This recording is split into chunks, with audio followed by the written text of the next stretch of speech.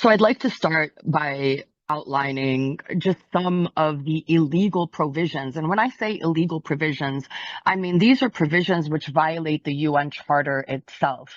And violation of the UN Charter by this UN Security Council resolution itself invalidates this resolution and should invalidate this resolution. I think one of the questions or some of the questions that have come up is the concern as to whether the Uniting for Peace resolution is dead in light of this. To the contrary, I think this makes the Uniting for Peace resolution all the more urgent and all the more relevant because as I've just said, this resolution violates the UN Charter itself. First and foremost, it violates all peremptory, non-derogable, non-negotiable obligations, use of Kogan's obligations of all states, specifically, first and foremost, around the right to self-determination. And it makes the right to self-determination conditional on other illegal provisions, including demilitarization and this Board of Peace, which is to be comprised largely of states that have directly participated in the genocide, both of which are themselves inherently illegal under international law.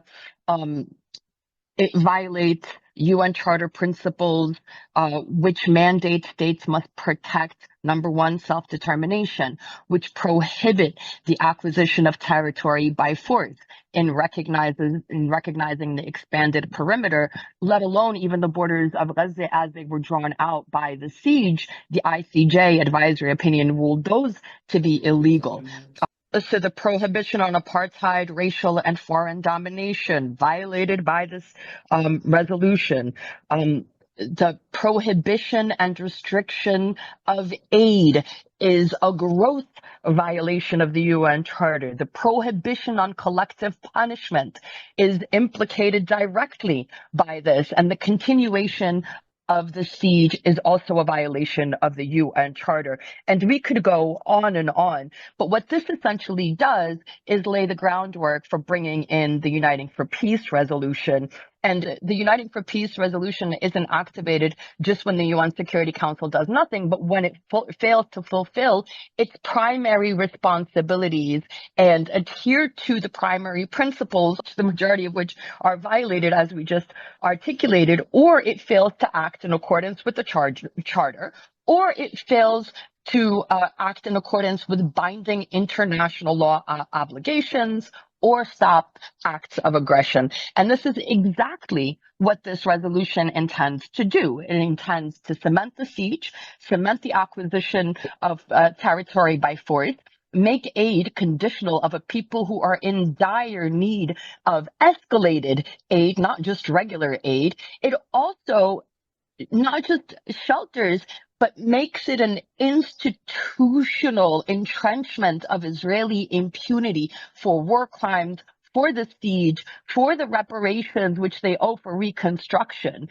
And it also gives impunity, and it could be why so many states are keen on it, is it gives impunity to third states and actually rewards them, rewards complicit states. So it's an understatement to say that this is a criminal resolution. I would say this is the result of a criminal and corrupt operation, which must be taken down. Now, from our end, we are not hopeless about the Uniting for Peace situation, and we're not hopeless, though we are quite concerned about what we see happening, because ultimately, like I've said here repeatedly, we can always count on our adversaries' arrogance and their stupidity to ensure that this will fail. And we intend to hold everybody to count as it does continue to fail. This is yet again an entrenchment, not just of illegality, but an entrenchment of the genocide. The genocide has not ended. The genocide continues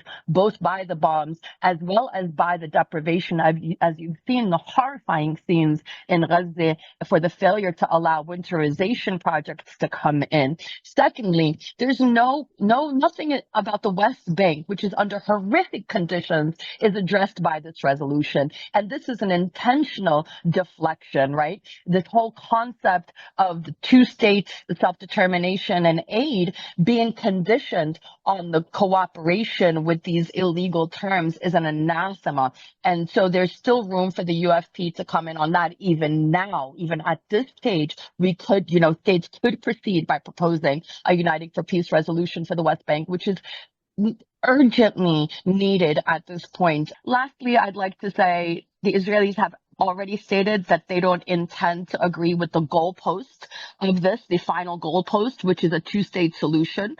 Palestinian factions almost across the board, excluding one, and Ubay, you could correct me if I'm wrong, have already rightfully and lawfully rejected this criminal resolution. From our end, the work has not stopped. We will escalate. We remain hopeful. And what we need from the rest of society is to, one, up the ante on this, to start demanding their governments do not participate in the criminal board of power, the BOP, or the ISF, and to demand their governments instead align with, inshallah, what will be the Colombia-led, with other co-sponsors, Uniting for Peace resolution. I want to underscore again that, Ubay is speaking on behalf of essentially the entirety of Palestinian civil society inside and I'd say outside of Palestine, all on the same page. Look, I would venture to guess that there were three factors in states supporting this. Number one, fatigue. Number two, fear. And number three, don't put it past states to understand that they're also waiting for this last-ditch effort to fail. Right? I do believe some states are really waiting for this last-ditch effort to fail so that a new paradigm can be brought in. And I have to say, Palestinian optimism does not come from a place of naivete or stupidity, but rather from a place of understanding who our enemies are, understanding what their intentions are, and understanding them, frankly, better than anybody else understands them. That this resolution is a non-starter. The UN Security Council cannot be seized of a matter that is intended to implement criminal operations that are an abject, unequivocal, wholesale breach of the very UN Charter that caused the formation of the UN Security Council. Our optimism comes from a place of knowing that this is intended to fail and comes from a place of faith and belief in the people and the masses. Civil society globally has not done enough to support the call for the protective force. And yes, okay, we're going to continue to build for the Uniting for Peace resolution until it becomes strategically timely and relevant, i.e. within a few weeks maximum, as we expect all of the metrics of failure to be present within that timeline, because they're already present in the Trump peace plan, which this UN Security Council has adopted, for God's sake. So it's failed even before it's passed. And we are counting on people across the world to continue supporting this effort, to listen to what Ubay and Pingo and the whole of Palestinian civil society is saying, to listen to what Palestinian factions are saying. And what they're saying is we are willing to sacrifice our lives again to make sure that this does not get implemented. That is not a minor thing to say, which means that the resurrection of all of these mobilizations should be on the cusp. Let us know, what can we do to help you mobilize around this? Mobilization is critical. The move for a protection force is, in our opinion, non-negotiable, no matter who it comes from. When and how will largely depend on the masses. So that's all I really wanted to end on, is let us know what you need to help you make this happen. Our people are full steam ahead, as Ubay noted.